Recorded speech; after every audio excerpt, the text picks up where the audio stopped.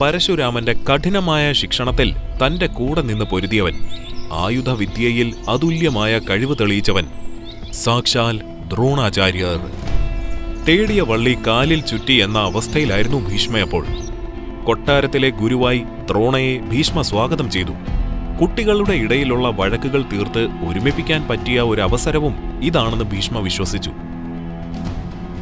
ഗുരുകുലം തുടങ്ങുന്ന ദിവസമായിരുന്നു അത്. എല്ലാവരും കൃത്യസമയത്ത് തന്നെ എത്തിയിട്ടുണ്ടായിരുന്നു. ദ്രോണാചാര്യരുടെ മകനായ അശ്വത്ഥാമയും അവരുടെ കൂടെ പഠിക്കാനുണ്ടായിരുന്നു. എന്നാൽ ദുര്യോധനൻ എത്തിയിട്ടുണ്ടായിരുന്നില്ല. തന്റെ ഉറ്റ ചങ്ങാതിയായ കർണനെ കാത്ത് അയാൾ കർണന്റെ വീടിന് മുൻപിൽ നിൽക്കുകയായിരുന്നു.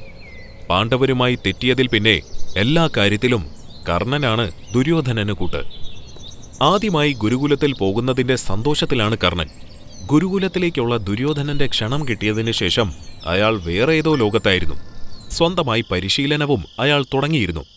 തന്റെ നിർബന്ധപ്രകാരം അമ്മയുടെയും അച്ഛന്റെയും പ്രത്യേക പ്രാർത്ഥനയായിരുന്നു അന്നത്തെ ദിവസം കാലത്തെ മുതല്. പ്രാർത്ഥനയ്ക്ക് ശേഷം അവർ ഗുരുകുലത്തിലേക്ക് തിരിച്ചു. എന്നാൽ ഗുരുകുലത്തിൽ അവർ വിചാരിച്ചതുപോലെ ആയിരുന്നില്ല കാര്യങ്ങൾ.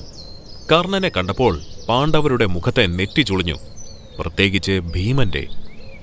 ഗുരുവേ, നമ്മുടെ ഗുരുഗ്രഹം എന്നത് ബ്രാഹ്മണരുടെ പവിത്രമായ ഇടമല്ലേ? എങ്ങനെയാണ് ഈ താഴ്ന്ന ജാതിക്കാരെ ഇവിടെ അനുവദിച്ചത്? നമ്മുടെ പൂർവികരെയല്ലേ നാം ഇതിലൂടെ അപമാനിക്കുന്നത്?